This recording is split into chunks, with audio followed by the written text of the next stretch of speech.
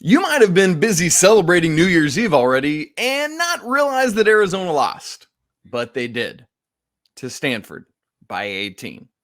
It may be the final year of the Pac-12's existence, but their cannibalism is clearly alive and well. Yikes. You are Locked On College Basketball, part of the Locked On Podcast Network. Your team every day. Hey there, what's up? Welcome into the Locked On College Basketball Podcast, the only daily national college hoop show out there. We're your host, that's Andy Patton. I'm Isaac Shade. It is a joy to be with you today.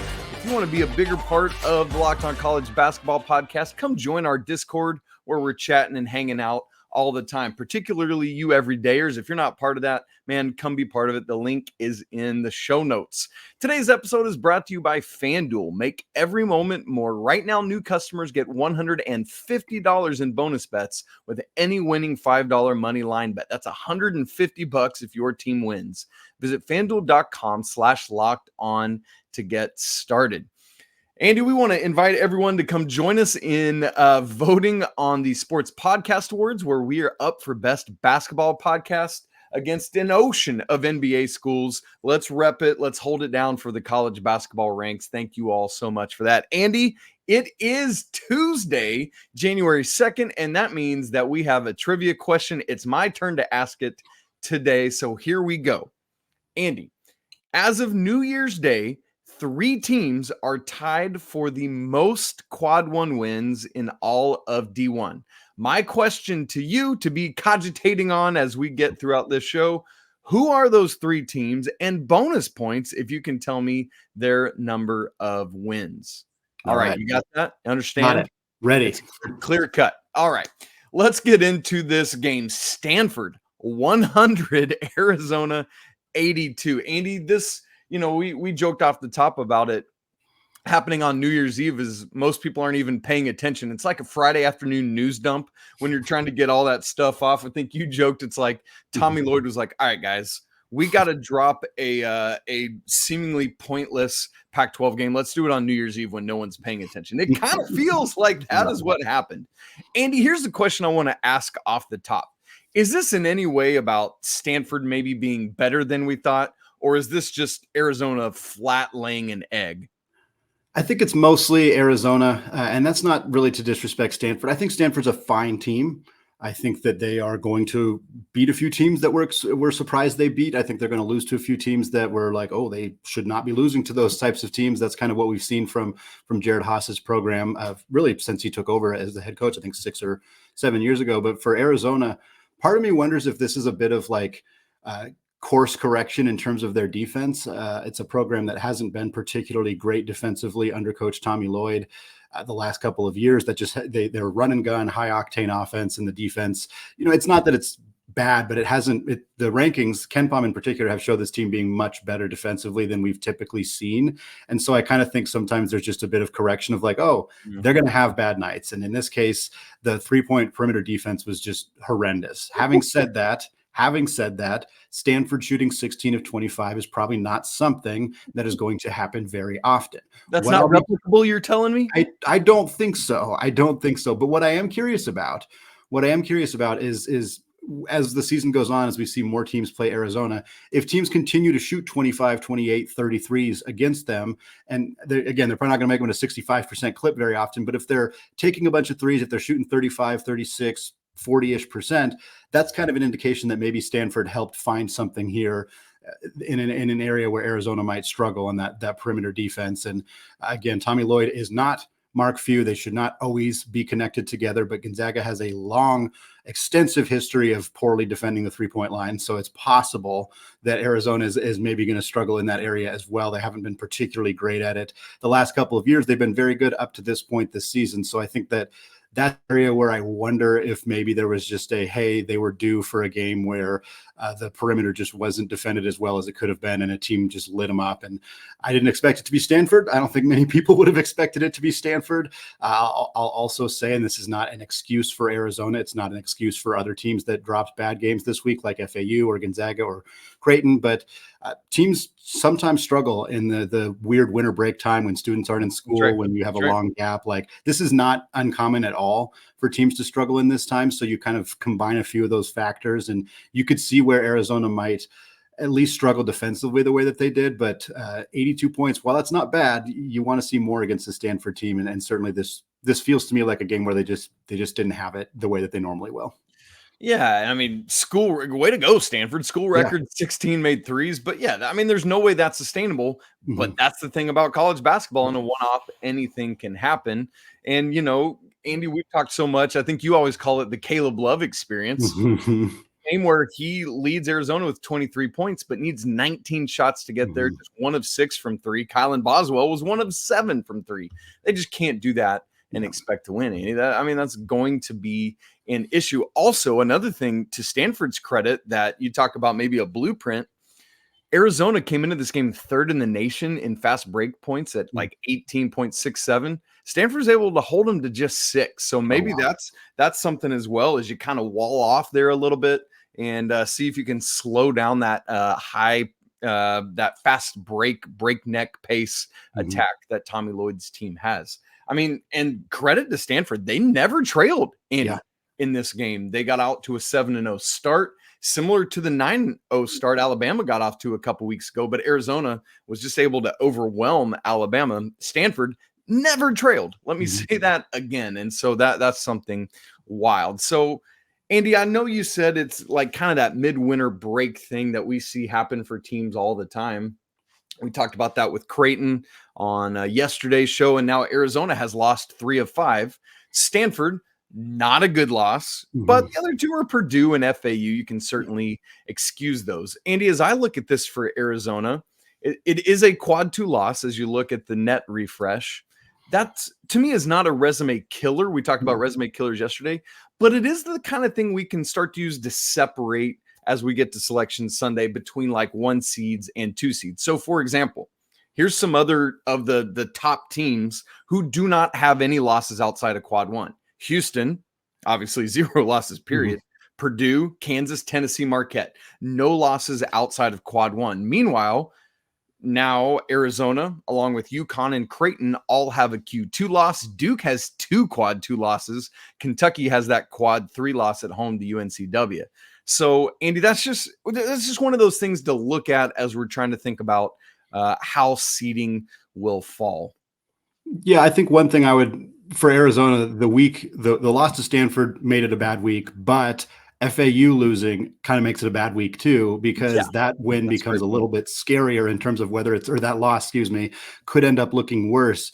FAU, we talked about this a lot on Monday's show, not a ton of opportunities to build back up the resume. They got to do some good stuff against Memphis. If they do not, or if they drop games in the AAC that they shouldn't be dropping, that could make that loss look a little bit worse for the Wildcats down the stretch as well.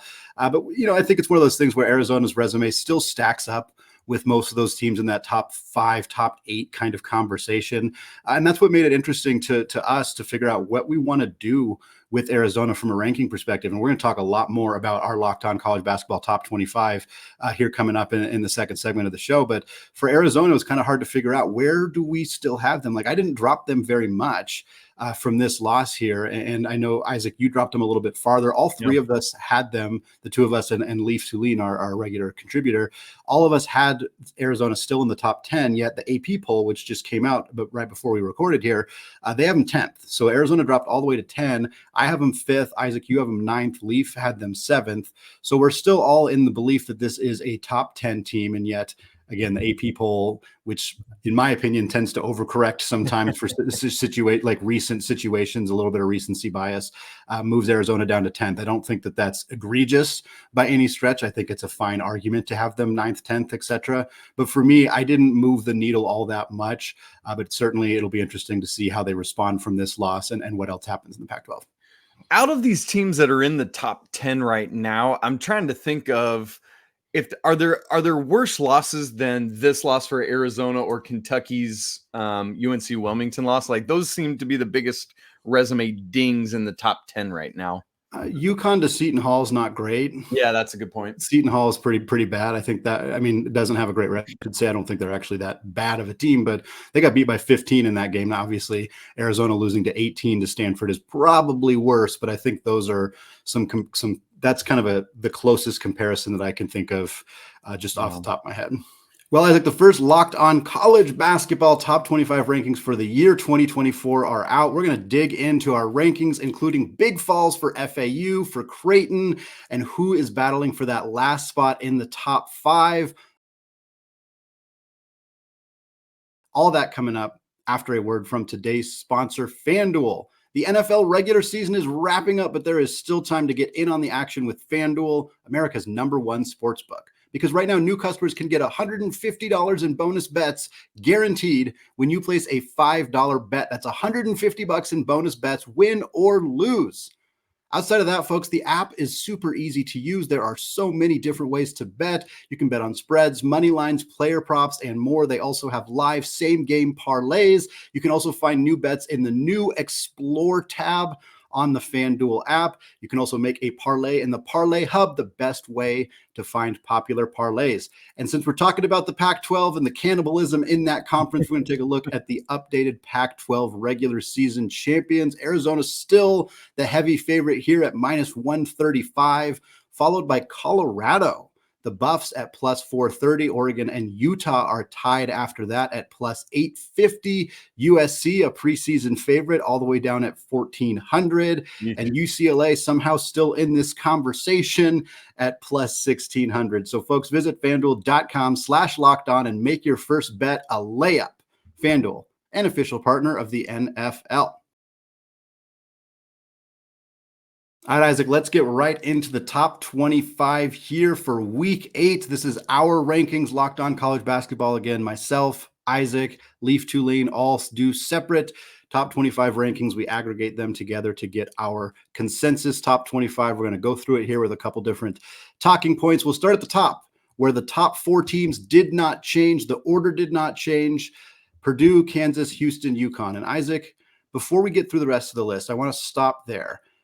Is this just the obvious top 4, and kind of, because we've been talking about there being a top 5, a top 6, top 7 with kind of Marquette in that conversation. And then as we've kind of had these conversations throughout the year of, are there 6 great teams? Are there 5 great teams? I guess the question now becomes, are we down to 4? Are these the 4 teams that are separate from everybody else? And kind of who, we'll talk momentarily about who's kind of fighting for that 5th spot, but it certainly feels like we have a top 4 that kind of has separated themselves from the rest of the pack.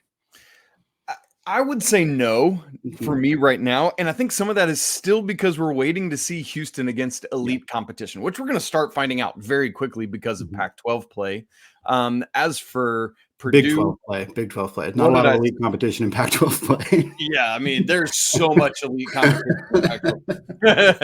Yes, we're waiting on Houston's Big 12 schedule to get going. And it's going to take a minute because they start off with West Virginia. They're at Iowa State, who's highly ranked in all the computer stuff. But Andy, you and I were just talking about, we're like, I don't know about Iowa State. They haven't played anyone. Then it's TCU, Texas Tech, UCF. So Houston, in my estimation, doesn't even have an elite level Big 12 opponent until BYU. Yeah, but if they win all those games, I mean, if they win all those games, at that point, I think we have, even if they then start losing after that, we still have to say, okay, they're clearly an elite team, because they'd be like, what, 17-0 with road wins over, net Iowa State, TCU. Yeah. So, yeah, I mean, it does start getting better, but I need to see them against Texas or Kansas, right? Like, I just, until we see them against another one, there's I love what you're saying there. Like, as the schedule builds out and you just continue stockpiling wins, that's a thing. But I'm not comfortable to call them this team with those until I see them against Purdue or I mean, we won't see them against Purdue, but Kansas or something like that. Yeah. So, but as for Purdue, Kansas, UConn, yes, for me, I still think Arizona is in this tier. And I think Marquette is. It's just they've had a couple head scratchers for me. So I'm not ready to say that top 4 is completely separate from the rest. What about you? Yeah, I'm kind of with you too. I think there's a handful of teams right below them that could sneak back into that conversation. I'm a little less concerned about Houston falling out, but then again, we haven't seen them get tested in a way that we need to see. I think, their win over Utah has aged well, as Utah has now climbed into that top 25 conversation. The win over Xavier is a win that you look at the score and you think, wow, it seems like they barely won, but they really kind of felt like they had a decent handle on that game. Now Xavier hasn't. They've kind of been up and down a little bit throughout the season, but I do think Houston, A&M, they got that game over A&M. Yeah, the A&M game where they looked like they just blasted them out the doors, and then all of a sudden A&M climbed way back into it, which did not help them in the computers, rankings, because the margin of victory was a lot smaller. But I think Houston's probably in this they're definitely in this conversation right now. I think they'll probably stay in it, but I do agree they're the team most likely to fall out of said conversation. Whereas I agree with you, Arizona, Marquette, Tennessee potentially getting into SEC play, I think can climb into that conversation as well. And I think that kind of leads well into the next portion of the top 25, because again, we got Purdue, Kansas, Houston, UConn at the top 4, and then we have Tennessee at 5th. They climbed a spot. We had Kentucky at 6th. They climbed a spot. Arizona comes in at 7. Obviously, they dropped those 2 spots. Marquette climbed up from 10th to 8th in our rankings, and North Carolina climbed up into the top 10 at number 9. So Tennessee, Kentucky, Arizona, Marquette, North Carolina. If we're thinking that there's the top 4 teams, Purdue, Kansas, Houston, UConn. If one of those teams is not a top 4 seed, if they're not a 1 seed in March, do you think it's going to be one of these 5 teams? And if so, who do you think is most likely to be in that conversation, in that top 5 conversation, potentially a 1 seed in March? Yes, I think if there is another 1 seed, I think it comes out of this group. It's almost easier for me to say who I think it wouldn't be out of this group, and that's Kentucky and North Carolina. Yeah. I think it's more likely to come from the trio of Tennessee, Arizona, and Marquette. Based on what we've seen, I would lean towards Arizona. I would go Arizona, Marquette, Tennessee in likelihood of those being one of the teams to jump up and grab a 1 seed. What about you, Andy? I think that's pretty close. I think I'd go Arizona, Tennessee, Marquette. I like it. I think I just flipped them. And part of that is that both of them are going to have really challenging conference schedules between the SEC and the Big East. Marquette, I feel like, is a little bit more likely to lose some of those games. But then again, Tennessee certainly has the ability to lose games to a lot of teams in the SEC, especially if their offense doesn't show up, that are very reliant on Dalton Knecht to be consistently excellent as a scorer. I'm curious to see if that's something he's capable of doing 2 games a week from now until March in the SEC. That's going to be really tough to do. Marquette is a very experienced team. They've been through the Big East together, so maybe they do have a chance to kind of be in there. But I'm just slightly more likely to think Tennessee could climb into that conversation than Marquette. But I think all 3 of those teams in particular are the most likely. Kentucky is a very young team. I think there's a chance that they have some bad losses still to come on their resume, which I think they're a very, very good team, but 1 or 2 more bad losses, or even just quad 2 losses, is enough for them to probably be more in that 3 seed conversation. North Carolina, ACC is just not super strong outside of a top couple teams, so they have to be pretty close to perfect in order to be in that conversation. To me, they strike me as a team more likely to be in the 3, maybe 4, maybe even 5 seed conversation, depending how things go. But I think this is a good group of teams here that could all kind of potentially climb into that conversation. But I do think that there's kind of a wide variety of ways this could go. Andy, after those top 9, we moved to Illinois at 10, who fell 2 spots for us. We're going to talk more about how we treated them in segment 3, because we're going to talk about the Terrence Shannon Jr. news. I want to move a little further down the list, because there's a couple teams that it was hard to know how to treat. And the first of which is FAU, but then also Creighton and Gonzaga. I think we all struggled with what to do with those 3 teams. In terms of FAU, let's start there. They land 18th in our poll. They fell 8 spots for you, 17 for me, and 6 for Leaf.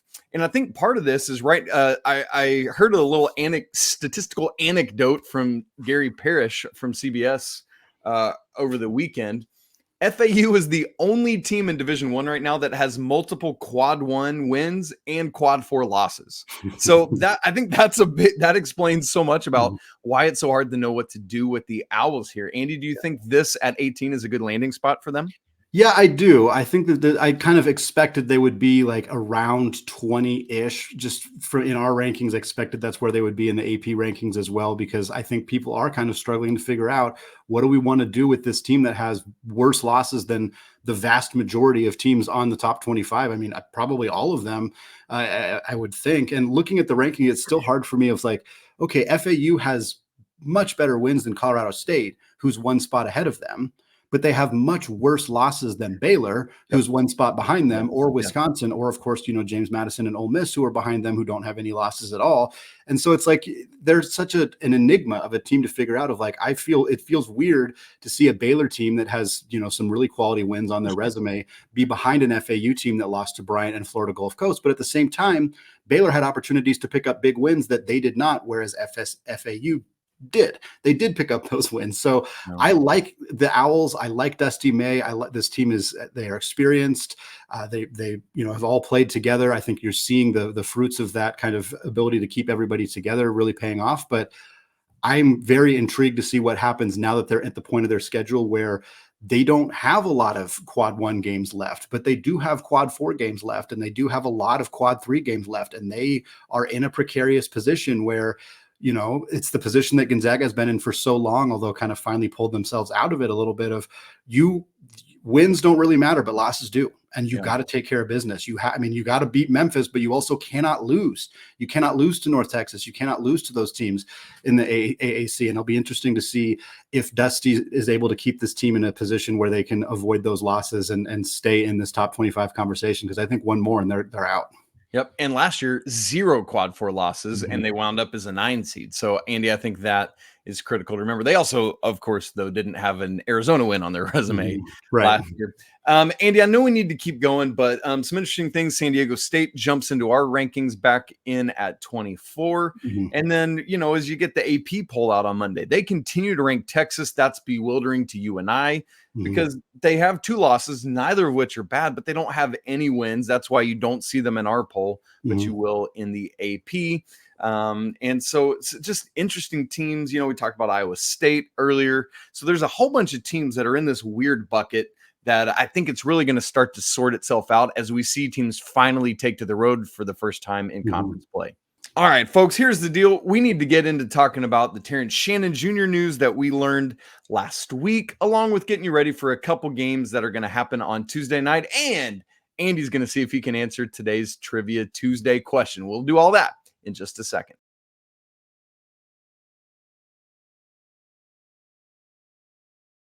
All right, Andy, late last week, Friday, if I remember correctly, it kind of came out of nowhere that Terrence Shannon Jr. had been suspended indefinitely by Illinois. This charge of rape, unfortunately, stemming from an incident back on September 8th when Terrence Shannon Jr. traveled to Lawrence, Kansas to attend the Illinois at Kansas football game. Andy, it's unfortunate and disappointing that we have to address things like this that happen, but we need to. We feel the responsibility to do so as people that cover college basketball, and so here we are. The news is that Shannon did go turn himself in, posted bail over the weekend. There are, as often is the case, few actual details on the allegations, but the fact that the language used here is charged, that is a big deal and makes it a legitimate thing. Obviously, as we always want to be careful and wise here as to how we talk about this, even because of the legal nature of it, but we want to be sensitive to the victim, care more about that, think about it well, and let the process unfold, right? It is not our job to be judge, jury, and executioner, but to just state what we know. And then talk about our job is to say basically, so what does this mean for Illinois and how do we look at Terrence Shannon Jr.? Yeah, it's an incredibly unfortunate situation. And for Shannon to have put himself in a position, again, we don't know all the details, but to potentially, as a player who's had so much success this year on the basketball court and put himself back in the draft conversation after grinding for 4 or 5 years, if when we hear more details, or if certainly he gets convicted and putting himself in a position where he throws away his career. I mean, that's just a really sad state of affairs. Again, we don't know the whole situation here. We're trying to be careful about how we talk about it because it's still in the early stages. And again, there's not a lot of details here. I do want to say that it sounds like from what we've heard so far that the institution has handled this pretty well. They became aware of the allegations in late September. Once formal charges were filed, which certainly is a bigger step into the process here, that was when they made the decision to immediately suspend Shannon indefinitely. I think we've seen programs in the past struggle to figure out how to handle some of these situations and erring on the side of caution, especially for a program like Illinois that doesn't often find themselves in the top 10 conversation and certainly is there in a significant part because of Shannon. For them to be willing to immediately push him off the team while they let this play through, I think is the correct way to handle it. Obviously, as we learn more, we'll kind of get a better sense of what, maybe we'll get a better sense of what transpired or what not. We may not know a lot of the full details, but again, I think that the school being willing to set a boundary here and show the world that they're kind of interested in protecting the interests of the victim in this situation as they let it play out, I think is a good thing. But obviously, like you said, as we kind of transition the topic more to the basketball side of things, which is always kind of difficult to do, this is a huge blow for the basketball program here. A top 10 team, they're rarely in this conversation. The Big Ten is not as strong at the top as it has been historically with Michigan State, with Indiana a little bit down. Wisconsin has been good. Michigan has not been good. And I think you look at Purdue, and there's kind of a lot of teams kind of potentially vying for number 2, and Illinois is at the top of that list. But now, without Shannon, he 22 points per game, 4.5 boards, 2.5 assists. Like, he was doing everything, 41% from 3. And Illinois won their first game without him. It was against Fairleigh Dickinson, 104-71. The team they would have beat with Terrence Shannon, so I don't know how much that matters. But Ty Rodgers stepped into the starting lineup, 10 points, 15 rebounds, and 5 assists for him. I think he's going to be a big key for them in terms of being able to stay in that top 3 conversation in the Big Ten and potentially earn a solid seed in March. Yeah, Andy, I mean, as you said, this is a massive blow to their team. Let's not try to sugarcoat that. He was playing at an All-American level, Terrence Shannon Jr. was. And again, as you said, we don't know. Maybe he'll be back. Maybe he won't. That's literally the definition of indefinite. So we wait to see on that. Andy, what's interesting is how do you treat a team when you're ranking them at a moment like this? And so for me, like on my personal ballot, I had Illinois at 10th last week, and I actually kept them at 10th this week because while I expect them to not be as good, I'm not going to punish them until we actually see what happens on the court. Now, we're going to find out that answer pretty quickly. They have Northwestern tonight, and then they're at Purdue on Saturday. And so, like, if Illinois goes out and wins these games, it's like, okay, you've proven it. But I think they have earned the right, even without Terrence Shannon Jr., to prove it on the court that they're still as good as they were, or to say with their play, hey, we're clearly not the same team we were, and then we will adjust accordingly next week. But for right now, I chose to kind of keep them in the same place. So, Andy, let's get to our Tuesday trivia answer. Let me remind us all of the question one more time, and then we'll let you answer it. 3 teams are tied for the most quad 1 wins in the country as of New Year's Day. First off, who are those 3 teams? And then secondly, how many wins do they have in quad 1? Well, I think one of them is a surprise that I believe we talked about previously. Is it Houston? It is Houston. Yeah. The team that we're criticizing their resume, and yet they have the most quad 1 wins. Because they also have 8 quad 4 wins. Yes, I understand the argument. Houston's one of them. Is Arizona one of them? They are, yes. Okay. Another team we've criticized today, although granted that was for a different reason. Third team with the most quad 1 wins. I kind of figured Houston and Arizona were probably it. I have a couple guesses. I'm going to start with Tennessee. No, Tennessee. Okay. Tennessee has, I lost them on here. They have 2 quad 1 wins. Oh, wow. Not as many as I thought. UConn? UConn, no, they also have 2 quad 1 wins. Okay. Maybe go to the top of the nation. Is it Purdue? Is it that simple? Yeah. Okay. Purdue, 4-1 in quad 1 games. Yep, that lone loss to Northwestern. So gotcha. Oh, and I just gave you the number. Yeah, well, to be fair, I knew it was 4 because I knew Houston was 4-0 in quad 1. So yeah, there we go. Houston 4-0, Purdue 4-1, and Arizona 4-2. Although, as we said earlier, Arizona also now has a quad 2 loss. Yeah. So really quickly, folks, we got to get out of here, but we do get some good basketball back tonight, Tuesday. Let me just run you through a couple of them. North Carolina at Pittsburgh, 7 o'clock Eastern on ESPN. Wild to think, but this is North Carolina's first true road game of the season. We just talked about Purdue. They are at Maryland, 7 Eastern on Peacock. Good luck watching it. For Purdue, it's their second road game of the season. But we know what happened the first time that loss we just mentioned. Creighton is at Georgetown. Blue Jays have to win this game, Andy. Iowa at Wisconsin, 7 Eastern on Big Ten Network. Another good test for Wisconsin. Northwestern at Illinois. We talked about it, but Illinois, we're curious to see what they look like against high major competition in a Terrence Shannon Jr.-less era. Syracuse is at Duke. Again, Duke now has Tyrese Proctor back. Jared McCain has been playing like an absolute dude lately, so we'll see how the Orange can follow up their win over Pitt. And then, Andy, what for me is a very interesting Mountain West game, New Mexico at Colorado State. That one's 10:30 Eastern on FS1. So the Rams have an opportunity to continue proving they're legit and need to stay up there, but they got to beat New Mexico to do so.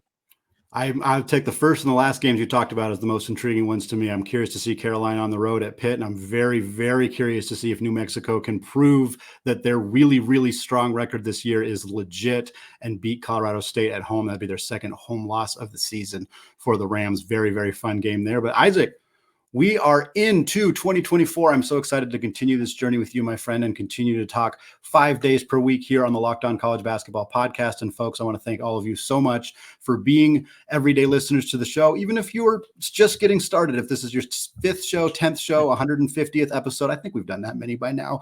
We really appreciate all of you for jumping on the show with us. And of course, a reminder to join us on our Discord channel if you have not done so yet. There is a link in the show notes on both audio and video platforms. You can come hang out with us 24/7 there as we continue to talk college basketball, get a pre-look at our top 25 rankings before we post them other places as well. But again, we'll be back on Wednesday with more conversation here about this first week of conference play for a lot of programs. But until then, apologies to the Lawyer family. Let's go Wildcats, even if they lost to Stanford. And until tomorrow, peace.